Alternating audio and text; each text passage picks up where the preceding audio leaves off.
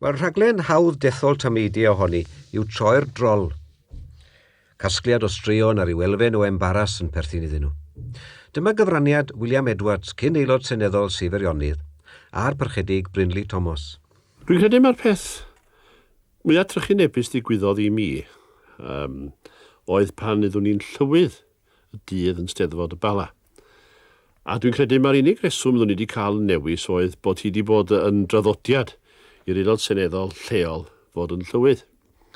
Achos ar y pryd oedd Gwynfor newydd ennill yr etholiad yn Gaerfyrddin, ac oedd Gwynfor wedi bod yn ymgeisydd yn Meirion, ac oedd llawer iawn o'r bobl oedd yn rhedeg y Eisteddfod wedi bod yn gefnogwyr brwd iddo fo.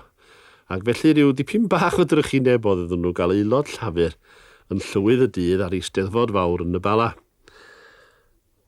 Wel, wir i chi, parch Hugh Jones oedd yn arwain y Eisteddfod, ac oedd wedi chwilio'n galad chwarae teg iddo fo am rhywbeth da i ddeud amdana fi. A'r unig beth da fedra fo feddwl amdano fo oedd mod i wedi cael y ddewid gyn y weinyddiaeth filwrol na fas yna ddim aeroplanes yn hedfan dros ben y Eisteddfod.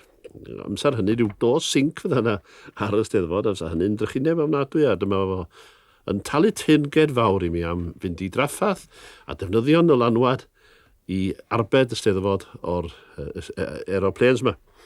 Wel, wir i chi, dyma fi'n codi a dyma fi'n dechrau'n anerchiad. A'r peth nesaf ddigwyddodd, dyma'r rhy gweitha glwsoch i'r ioes, oedd y to yn ysgwyd, aeroplane, yn fflio tia o 20 treidfa, swn i'n deud, dros to'r Eisteddfod, pawb di dychryn.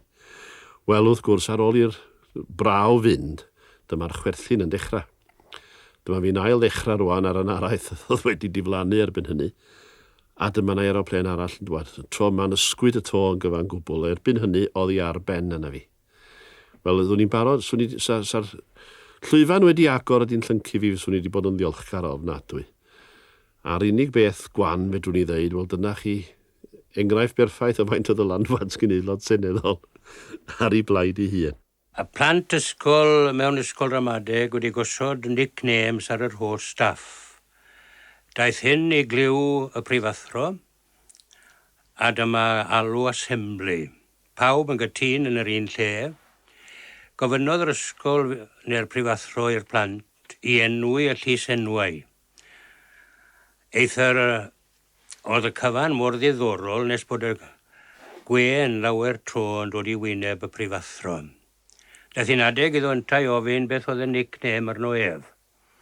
Distawodd pawb yn fyd. Galw ar un o'r plant ymlaen, gofyn i hwnnw beth yw'r llysenw. Sa'n licio dweud, medda fe. A'i lais oedd e'n crio. Mae'r rhaid i chi ddweud. Na, dwi ddim am ddweud. Come on, medda mae'n rhaid chi ddweud. A wedodd e thrombosis, syr yw'r nickname sy'n gyda chi. A mae fe'n mynd ar unwaith i weld yr Oxford Dictionary. A mae'n gweld thrombosis. A fe dde biti fynd trwy'r llawr, pan welodd y geiriau, a bloody clot that needs to be removed.